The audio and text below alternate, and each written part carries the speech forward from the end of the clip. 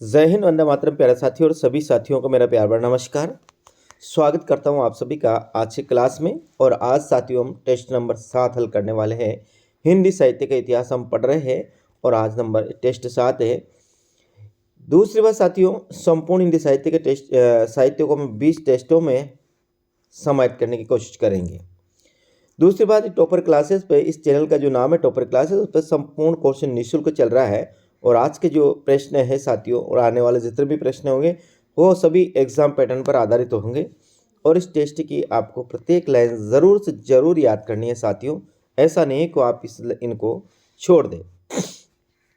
दूसरी बात, सभी प्यारे प्यारे साथियों को महाशिवरात्रि की हार्दिक शुभकामना है। और मैं ईश्वर से यही प्रार्थना करता हूँ और आशा अपेक्षा रखता हूँ कि आप सभी को जल्द से जल्द जो प्रदान करे ईश्वर।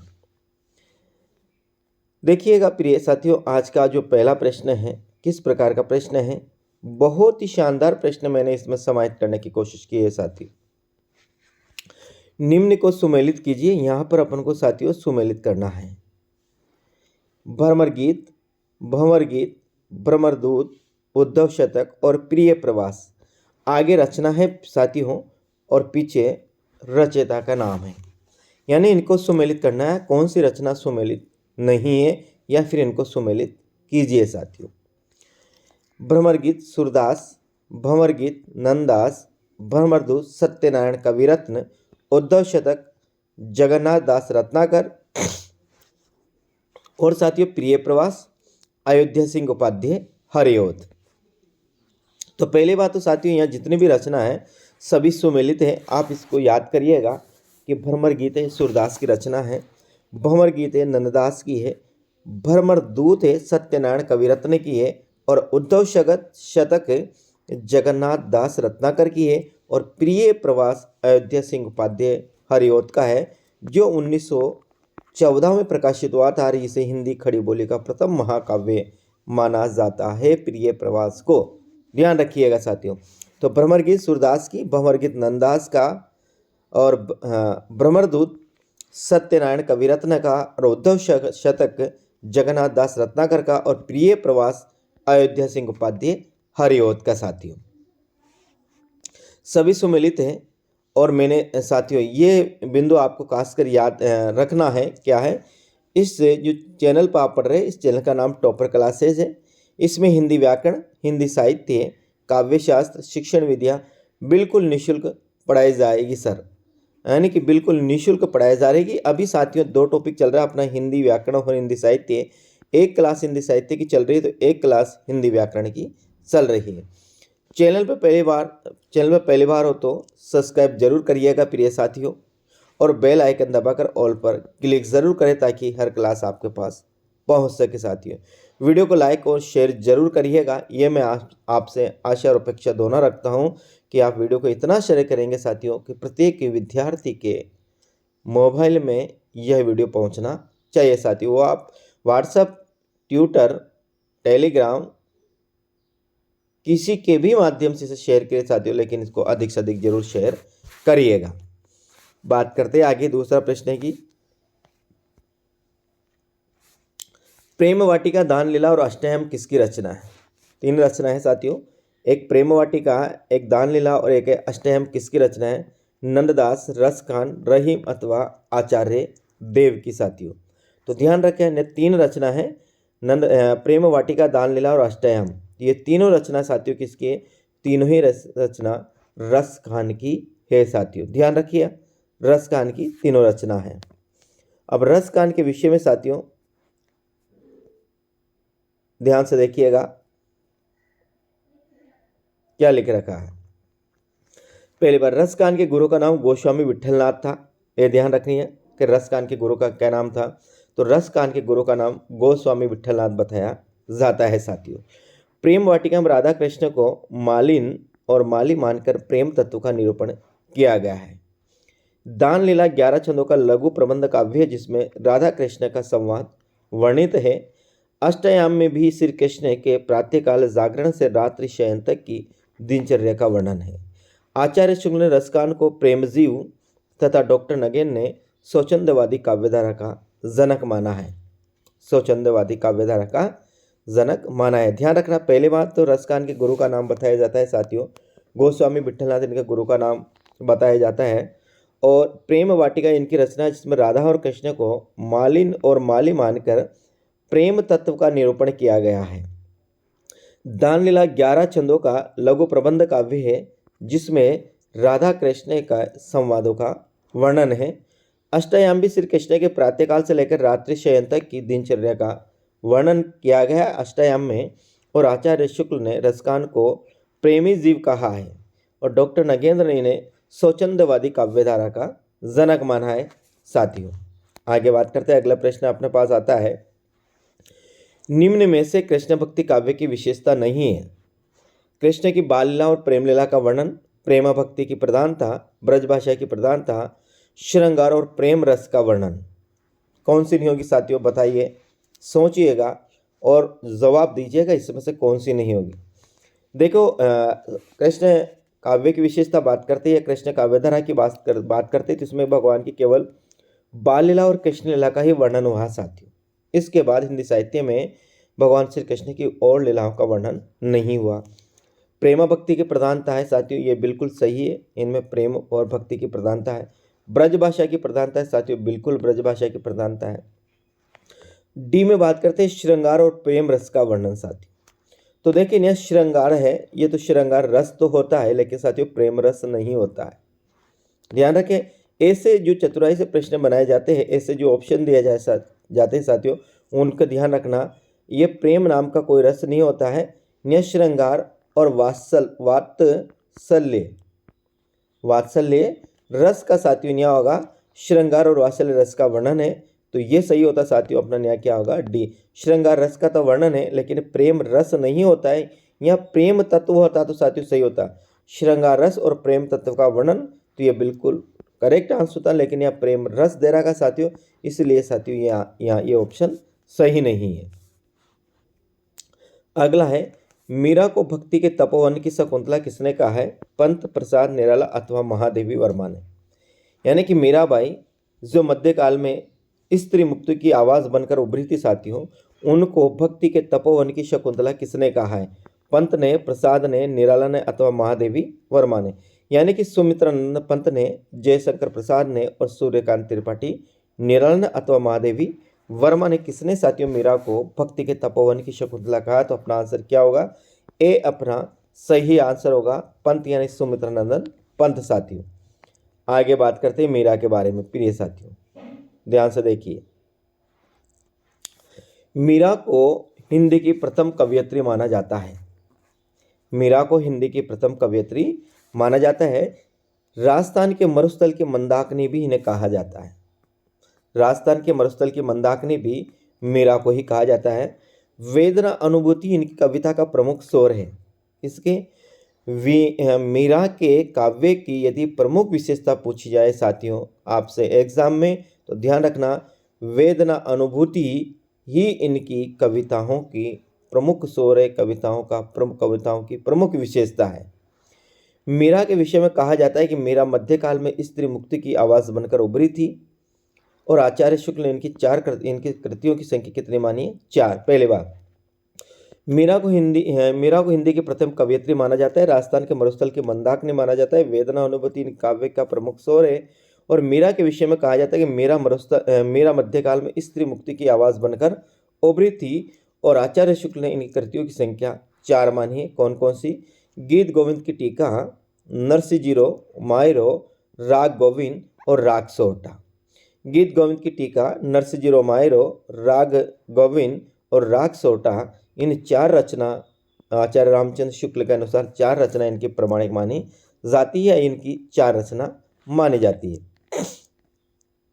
आगे बात करते हैं साथियों, 5वां प्रश्न आता है, मीरा की भक्ति थी कांता भाव की, माधुर्य भाव की, दाम्पत्य भाव की अथवा उपयुक्त सभी। यह मीरा की बात करते हैं कि मीरा की भक्ति कौन सी थी साथियों, यानी कौन से भाव से भगवान की प्रार्थना करती थी, भगवान की भक्ति करती थी? कांता भाव से, माधुर्य भाव से तथा दाम्पत्य भाव से साथियों। तो ध्यान रखें, डी अपना सही उत्तर होगा। मीरा सभी रूपों में भगवान कृष्ण की प्रार्थना करती थी। मीरा कहती थी, मेरे तो गिरधर गोपाल जहाँ करूँ, जाके सिर मोर मुकुट वही मेरे गिरधर गोपाल, वही मेरा पति है, वही मेरा सखा है, वही मेरा मित्र है, वही मेरा बांधव है, वही सब कुछ साथियों। कहने का मतलब है मेरा भगवान श्री कृष्ण को सब कुछ मानती थी और किसी भी प्रकार से वह भगवान को प्राप्त करना चाहती थी। दुनिया कांता भाव, माधुर्य भाव और दाम्पत्य भाव जो चार है, तीनों है साथियों, तीनों ही सही है। प्रश्न नंबर 6 आता है कि मीरा ने कृष्ण को माना, सका माना, पति माना, ईश्वर माना अथवा सभी। इसका प्रश्न का उत्तर मैंने अभी बता ही दिया है साथियों। तो नहीं, अपना आंसर क्या होगा? डी अपना सही आंसर होगा। मीरा ने कृष्ण को सका भी माना है, पति भी माना है और ईश्वर भी माना है। सभी मानकर मीरा ने भगवान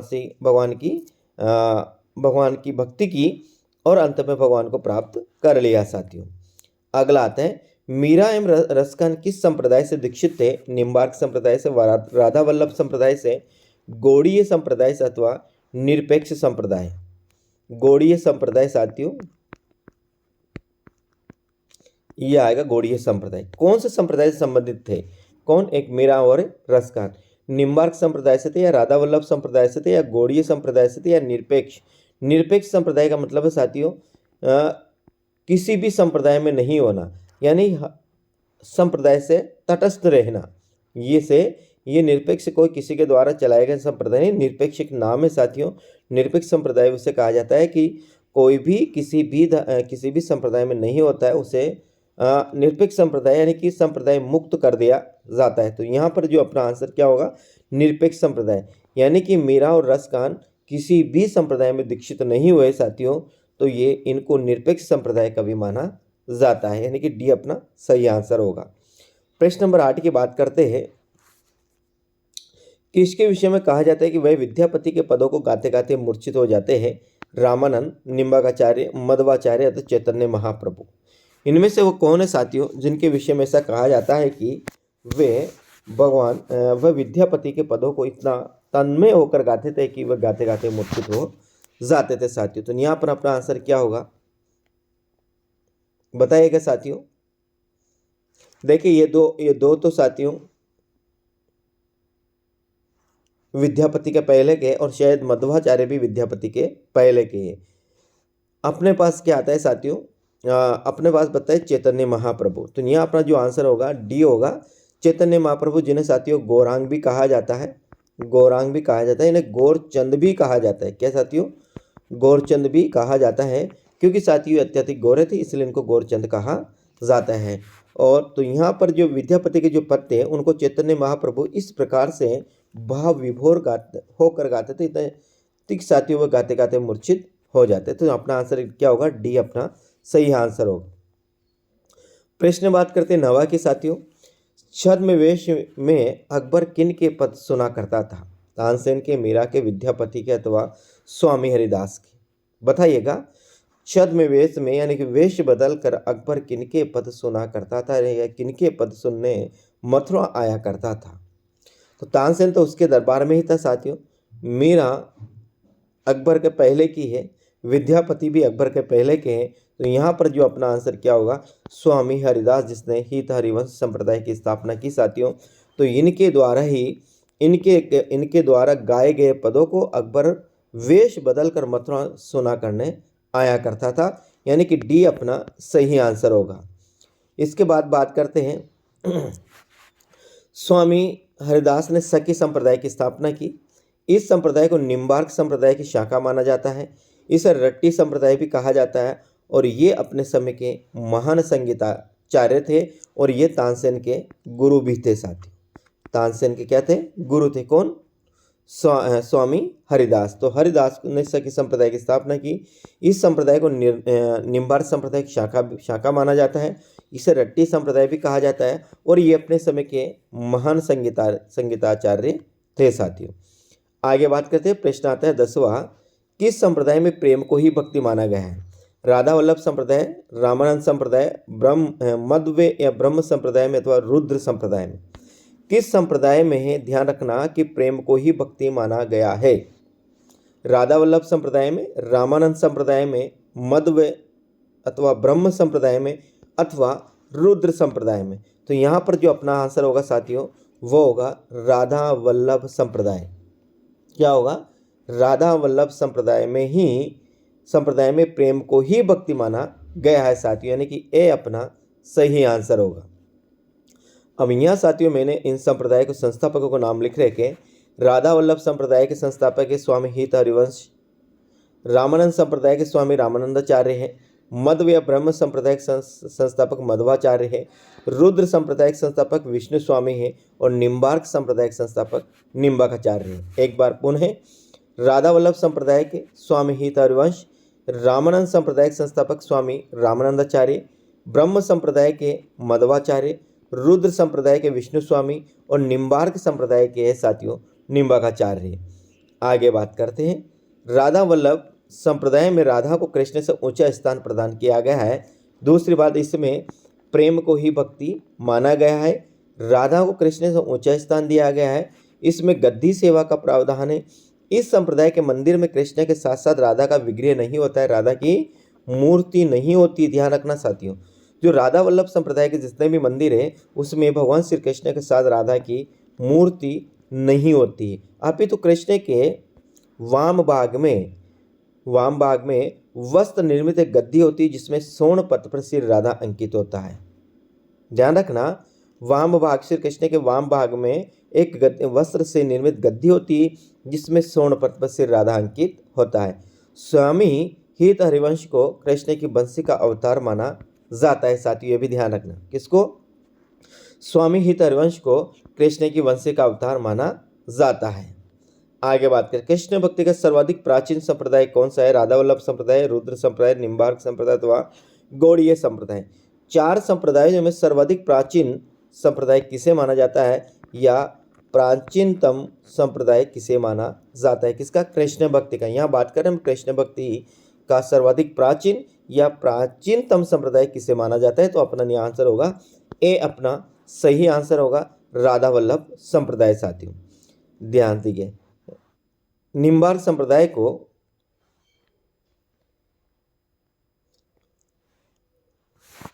इस प्रश्न का सर्वाधिक प्राचीन संप्रदाय किसे माना जाता है? साथियों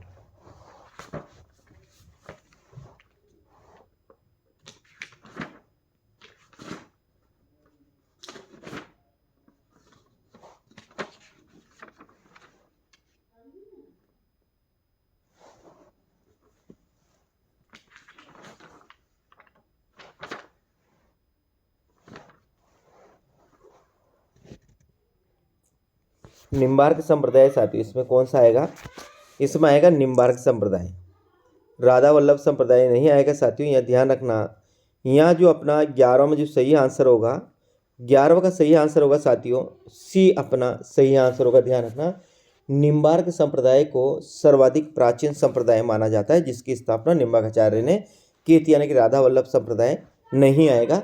इसका आप ध्यान रखिए साथियों, कौन सा आएगा? निम्बार्क संप्रदाय को कृष्ण भक्ति का सर्वाधिक प्राचीन संप्रदाय माना जाता है। प्रिय विद्यार्थियों, तो आप यहाँ एक ही जगह यहाँ क्या कर लीजिएगा? सी कर लीजिएगा, यानी कृष्ण भक्ति का सर्वाधिक प्राचीन संप्रदाय माना जाता है वो निम्बार्क संप्रदाय माना जाता है। निम्बार्क संप्रदाय को हंस संप्रदाय और सनक संप्रदाय भी कहा जाता है। इन्हें सुदर्शन चक्र का अवतार माना जाता है निम्बाकाचार्य को। साथियों ध्यान रखना, हित हरिवंश स्वामी को बंसी का अवतार माना जाता है तो निम्बाकाचार्य को सुदर्शन चक्र का अवतार माना जाता है। इस संप्रदाय में राधा कृष्ण की युगल उपासना की जाती है। राधा कृष्ण की साथ साथ उपासना की जाती है, दोनों की मूर्तियां एक साथ होती है। साथियों तो ध्यान रखना, इस संप्रदाय में राधा और कृष्ण की युगल उपासना की जाती है। इस संप्रदाय की प्रमुख पीठ सलेमाबाद, किशनगढ़, अजमेर, राजस्थान में है, जिसके संस्थापक परशुराम देवाचार्य माने जाते हैं। यानी कि राजस्थान में निम्बार्क संप्रदाय की जो प्रमुख पीठ है वो सलेमाबाद, किशनगढ़, अजमेर में है और इसके संस्थापक परशुराम देवाचार्य माने जाते हैं। कौन? परशुराम देवाचार्य इसके संस्थापक माने जाते हैं। जो राजस्थान में निम्बार्क संप्रदाय की जो पीठ है, पहले बात तो कहाँ है? सलेमाबाद, किशनगढ़, अजमेर में है और इसके संपादक की बात करते हैं, संस्थापक की बात करते हैं तो वह है परशुराम देवाचार्य, इनके संस्थापक माने जाते हैं। साथियों प्रश्न नंबर 12 आता है कि निम्न में से जड़िया कवि या भाषा का जड़िया किसे कहा जाता है? सूरदास को, नंददास को, कुंभनदास को अथवा नाभादास को।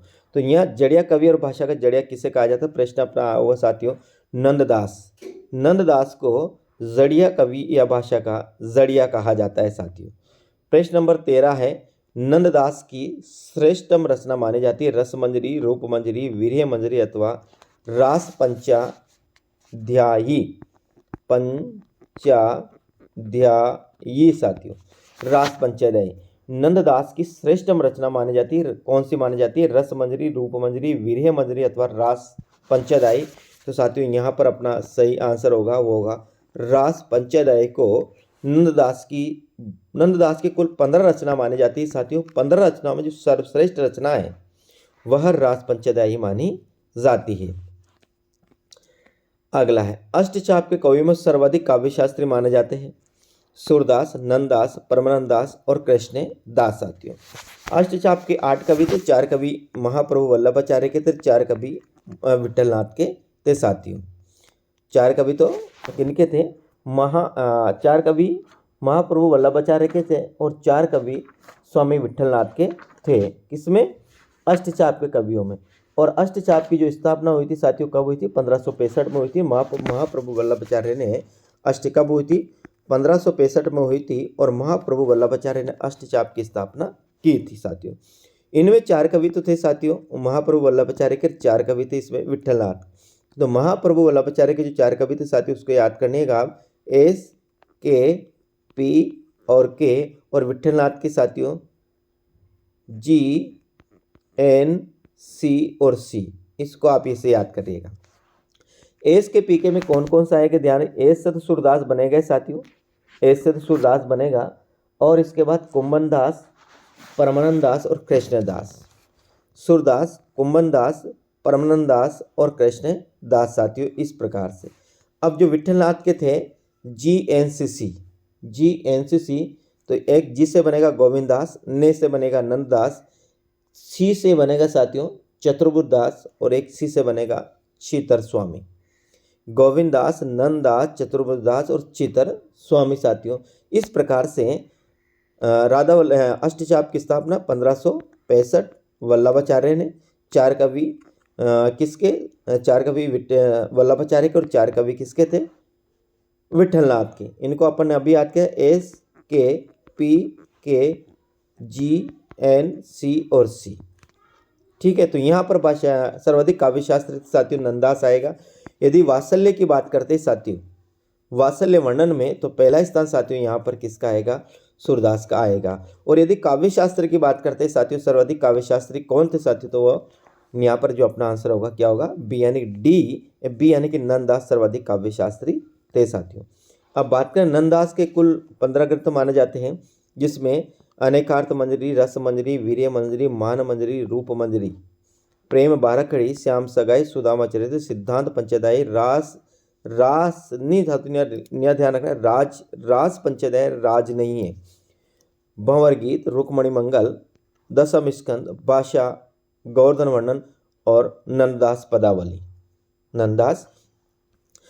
इस प्रकार से इनकी जो रचना है साथियों 15 रचना मानी जाती है। तो निया अनेक रस वीर्य मान रूप, अनेक रस रूप वीर्य मान मंजरी। इसको यहाँ से करें, अनेक रूप रस वीर्य मान मंजरी, अनेक रूप रस वीर्य मान मंजरी, अनेक रूप रस वीर्य मान मंजरी, अनेक रूप न्यास। इसको याद करें, मैंने इसको थोड़ा सा इसी क्रम में लिखता था। अनेक रूप रस, अनेक रूप रस वीर्य मान मंजरी, प्रेम बारकड़ी, श्याम सगाई, सुदामा चरित, सिद्धांत पंचाध्यायी, प्रेम बारकड़ी, श्याम सगाई, सुदामा चरित, सिद्धांत पंचाध्यायी, रास पंचाध्यायी, भंवर गीत, रुक्मणी मंगल, दशम स्कंद, भाषा, गोवर्धन लीला और नंददास पदावली साथी। आगे बात करें, अनेकार मंजरी पर्याय कोश, मान मंजरी में भी अमर कोश के आधार पर शब्दों के पर्याय दिए गए हैं और मान मंजरी नंददास की भाषा, विषेक, प्रगाढ़ ज्ञान का, पंडित का, घोतक के साथियों। मान मंजरी है वो नंददास की भाषा ने थोड़ा सा अलग है साथियों, ध्यान रखना। मान मंजरी में जो मान मंजरी नंददास की, इसमें भाषा, विषेक जो इनका पांडित्य, नंददास का जो पांडित्य प्रदर्शित होता है साथियों वह मान मंजरी से ही होता है। किससे होता है? ध्यान रखना, वो मान मंजरी से ही होता है, इस बात का ध्यान रखें साथियों। यानी इनके पांडित्यपूर्ण जो प्रदर्शन किया गया वो मानमंजरी में ही किया है। मानमंजरी नंददास की भाषा विवेक पांडित्य प्रदर्शन, यहाँ का पांडित्य प्रदर्शन का घोतक है साथियों, ऐसा याद रखना, इनके पांडित्य का घोतक है। थोड़ा गलत लिखा हुआ है यहाँ पर। वीर्य मंजरी माधुरी नहीं है, वीर्य मंजरी भावनात्मक काव्य है जिसमें 12 मासा शैली में कृष्ण के वियोग में पीड़ित एक ब्रजवासी की वीर्य कथा, वीर्य दशा का वर्णन है। यह वीर्य माधुरी नहीं, वीर्य मंजरी है। वीर्य मंजरी भावात्मक काव्य है जिसमें 12 मासा शैली में कृष्ण के वियोग में पीड़ित एक ब्रजवासी की वीर्य दशा का वर्णन है। रूप मंजरी लघु प्रेमाख्यान काव्य है। कुछ विद्वानों का मानना है कि रूप मंजरी वह स्त्री है जिसके प्रति नंददास अनुरक्त थे। यह भी है कुछ विद्वानों का मानना कि रूप मंजरी कौन थी। तो कुछ विद्वान मानते हैं कि रूप मंजरी वह स्त्री थी जिस पर स्वयं नंददास अनुरक्त थे। सुदामा चरित्र की कथा श्रीमद् भागवत से ग्रहित है। ध्यान रखना, इनके द्वारा जो सुदामा चरित्र जो लिखी गई है वो श्रीमद् भागवत से ग्रहित है। अगला अपना प्रश्न आता है साथियों 15वां, हिंदी का गीत गोविंद विद्यापति पदावली को कहा जाता है। यानी हिंदी का जो गीत गोविंद कहा जाता है, जिस संस्कृत के गीत गोविंद की रचना जयदेव द्वारा की गई है, उसी प्रकार यदि हिंदी का गीत गोविंद की बात करते हैं तो साथियों विद्यापति पदावली को हिंदी का गीत गोविंद कहा जाता है। परंतु नंददास द्वारा रचित रास पंचाध्याय को हिंदी का गीत गोविंद किसने कहा? जो ध्यान रखना, नंददास ने जो रास पंचाध्याय लिखी साथियों, इसे भी किसी न किसी हिंदी साहित्य इतिहासकार ने रास पंचाध्याय का नाम दिया है। तो वो किसने कहा? आचार्य रामचंद्र शुक्ल ने, हजारी प्रसाद द्विवेदी ने, बाबू श्याम सुंदर शर्मा ने अथवा वियोगी हरि ने। किसने साथियों नंददास की रास पंचाध्याय को हिंदी का गीत गोविंद कहा है? यहाँ पर अपना जो आंसर होगा डी अपना सही आंसर होगा, यानी कि वियोगी हरि ने नंददास की रास पंचाध्याय को हिंदी का गीत गोविंद माना है। प्रिय साथियों, तो ये आज के 15 प्रश्न थे और इन 15 प्रश्नों में साथियों लगभग 80 से 90% हिंदी कृष्ण काव्यधारा है भक्ति काल की, उसको मैंने यहाँ पर समाहित करने की कोशिश की है। कैसा लगा साथियों यह आज का टेस्ट? मुझे आप कमेंट के माध्यम से ज़रूर बताकर जाएगा साथियों। और आपने चैनल को सब्सक्राइब तो कर ही लिया, वह नहीं किया साथियों तो जाते जाते चैनल को जरूर सब्सक्राइब करिएगा। तो जय हिंद, वंदे मातरम प्रिय साथियों, मिलते हैं कल अगले क्लास में। राम राम साथियों।